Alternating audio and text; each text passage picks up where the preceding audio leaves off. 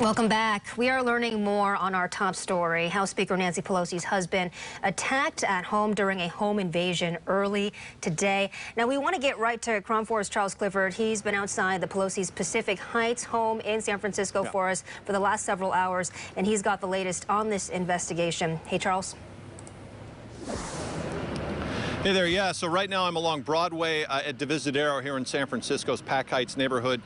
Speaker Pelosi's home just over the hill there. You can see the police department has that section of Broadway closed down. They're probably going to be here throughout the day. This is normally a very quiet neighborhood. A lot of activity today, lots of media here, lots of interest in this story. Let's go ahead and take a look at some video and kind of talk about what we know at this point. Now, the San Francisco Police Department had a press conference a short time ago, gave us some details. They say that about 2:27 this morning, officers arrived at the Pelosi home to do a well-being check. Now, Speaker Pelosi not there. Her husband was home. When officers arrived on scene, they found Paul Pelosi having an argument with a man who's been identified as 42-year-old David DePepe at the home. Now, the police department says the two men were struggling over a hammer. At one point, DePepe got the hammer away and then struck Paul Pelosi in the head and the torso. Now, both men were taken to the hospital and treated for injuries. DePepe is now facing multiple charges, including attempted murder. Paul Pelosi is expected to be okay, but certainly he was very hurt pretty badly. Now, as you can imagine, this incident has been shocking for the neighborhood. As I mentioned, it's usually pretty quiet around here. This is a very affluent neighborhood. We talked to one woman nearby who says she can't believe this happened.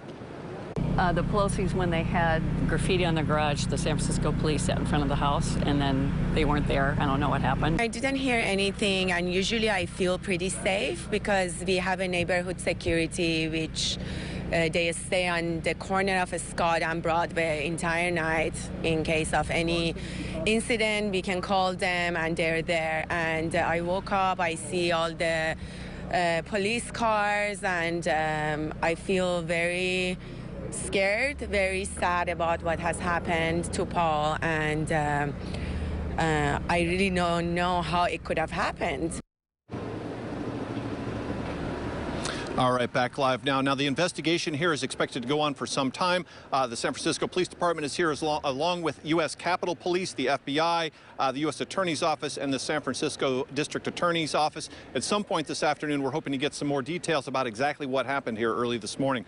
But that's the very latest here in San Francisco. Charles Clifford, KRON 4 News. Stephanie, we'll send it back to you. Yeah, thanks a lot, Charles. And, could you help describe the Pac Heights neighborhood on a typical day here for us, for those who may not be from San Francisco or who don't live in the area? Because, this is not exactly what you consider a high-crime neighborhood. No, so Pac Heights is one of the most affluent neighborhoods in San Francisco. There are some very high-profile people who live in this area. Dianne Feinstein's home is not far from here. Speaker Pelosi just over the hill behind me here. So it is a neighborhood that is not known for having a lot of crime problems. It's very affluent, big, mansion-type homes in this area, and certainly this is very disruptive and very out of the normal. Although in the past there have been some demonstrations in front of the Pelosi home from time to time, but for the most part, this is a very quiet neighborhood.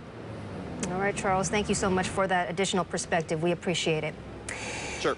Senate Majority Leader Chuck Schumer also responding to this incident. He tweeted, quote, "What happened to Paul Pelosi was a dastardly act. I spoke with Speaker Pelosi earlier this morning and conveyed my deepest concern and heartfelt wishes to her husband and their family, and I wish him a speedy recovery."